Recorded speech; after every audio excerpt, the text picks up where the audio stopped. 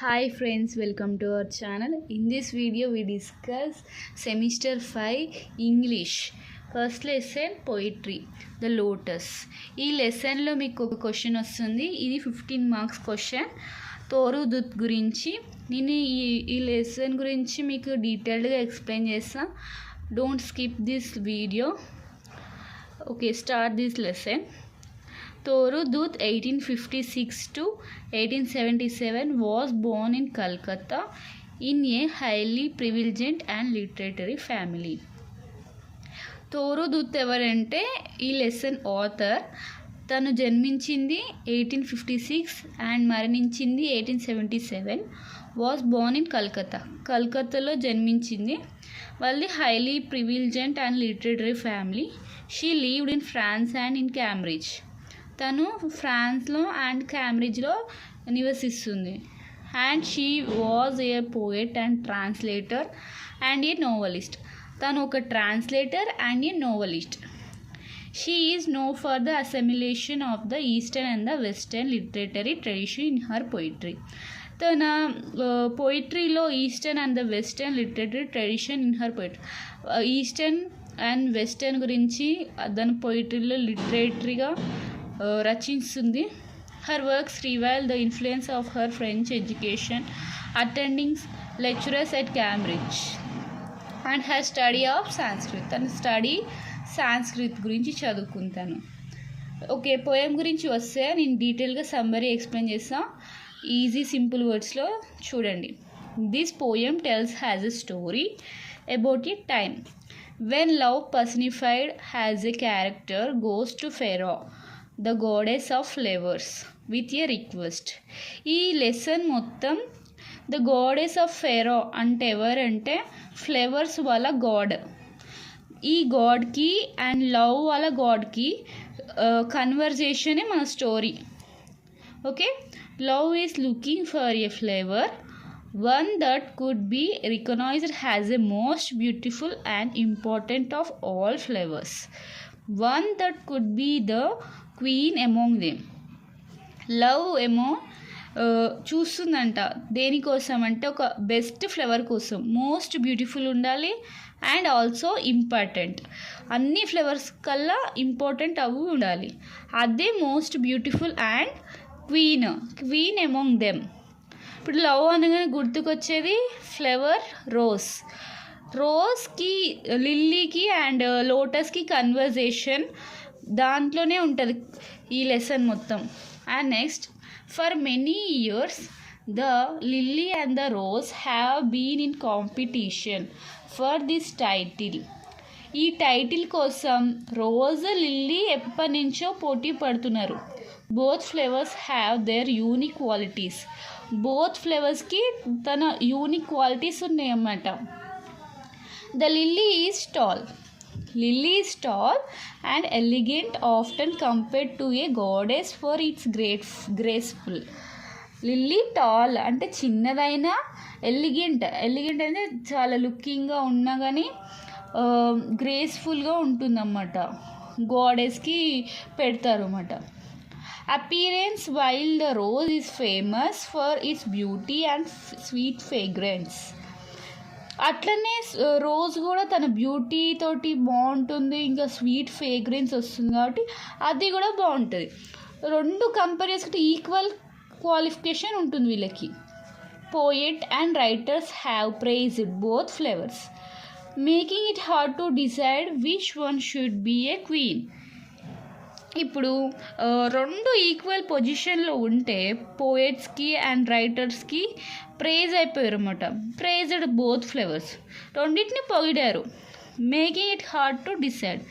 ఇప్పుడు రెండింటిని ఏది క్వీన్ ఏమో, వీటిలో క్వీన్ ఎవరని డిసైడ్ చేయడానికి వాళ్ళకి హార్డ్ అయిపోయింది అన్నమాట. Okay, love wants a flavour that is a lovely and sweet smelling as the rose. లవ్కి ఒక ఫ్లేవర్ కావాలి, అది స్వీట్గా ఉండాలి, స్మెల్లింగ్గా ఉండాలి, హ్యాజ్ ఎ రోజ్ అంటే రోజ్ లాగా ఉండాలి. But also as a majestic and proud as the lily. కానీ మెజెస్టిక్గా ఉండాలి and proud as a lily లాగా ఉండాలి. The lily stands for purity, dignity, divine. Lily దేని మీద స్టాండ్ అవుతుందంటే ప్యూరిటీ. లిల్లీని చూడగానే white means purity, dignity, divine. ఈ వర్డ్స్ మనకి గుర్తుకొస్తాయి వైట్ చూడగానే. సో ఇట్లాంటివన్నీ లిల్లీకి ఉన్న లక్షణాలు అన్నమాట. However when it's comes to choosing the colour of this perfect flavour should be A rose and lily. Rose red like A rose. ఒక మనం లవ్లో చూసింగ్ ఫస్ట్ లవ్లో మనం చూస్ చేసేది ఏంటి, పర్ఫెక్ట్ లవ్ కావాల్సింది రోజ్, అది రెడ్ రోజ్. అండ్ తర్వాత but then changes to lily. తర్వాత అది కొన్ని రోజులు అయినాక వైట్లో చేంజ్ అవ్వాలి, white like a lily. First లవ్కి కావాల్సింది rose means red colour rose. Next love changes in white means lily. Finally, love asks for a flavor that has both flavors. Okay, ఇప్పుడు రెడ్లో కావాలి, వైట్లో కావాలి. బోత్ ఫ్లేవర్స్కి లవ్ అవసరం అన్నమాట, లవ్కి అవసరం. Finally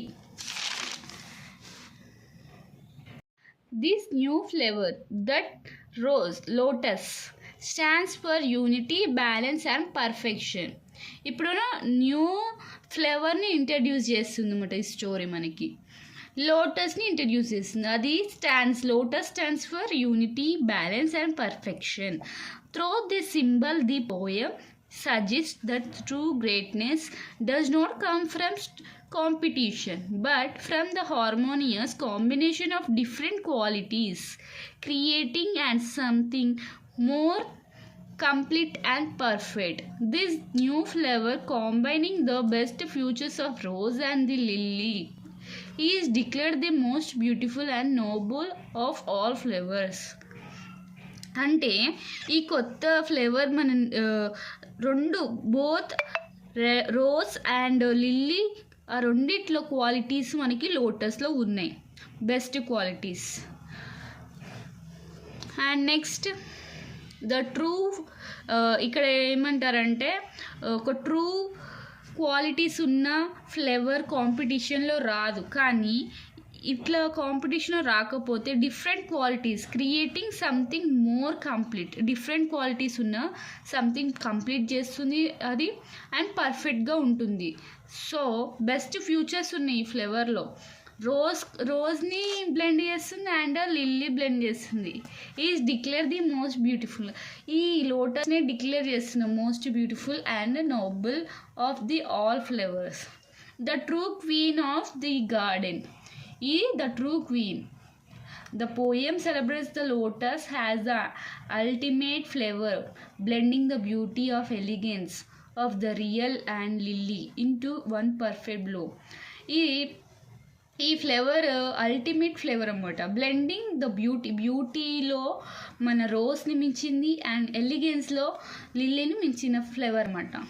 Conclusion. The poem teaches us that combining different strengths bring more success and peace. Instead of competing, we should work together and unite different qualities, because true greatness comes from teamwork and balance. ఒక true గ్రేట్నెస్కి మనకు కావాల్సింది team work main. Team work ఉంటే ఆటోమేటిక్గా మనం బ్యాలెన్స్గా ఉంటాము and సక్సెస్గా అవుతాము. So team వర్క్గా ఉండాలి. ఈ లెసన్ మీకు సింపుల్ వర్డ్స్లో నేను ఎక్స్ప్లెయిన్ చేసిన. ఇది సమ్మరీ. మీకు ఎవరైతే టెక్స్ట్ బుక్స్ ఉండవో వాళ్ళకి సమ్మరీ చూసి జస్ట్ ఈజీగా గుర్తుపెట్టుకోనికి ఈజీ వర్డ్స్లో నేను ఎక్స్ప్లెయిన్ చేశాను. ఇది రాసుకుంటే మీరు చదువుకుంటే 15 మార్క్స్ ఈజీగా వస్తుంది. So thank you. Subscribe my channel.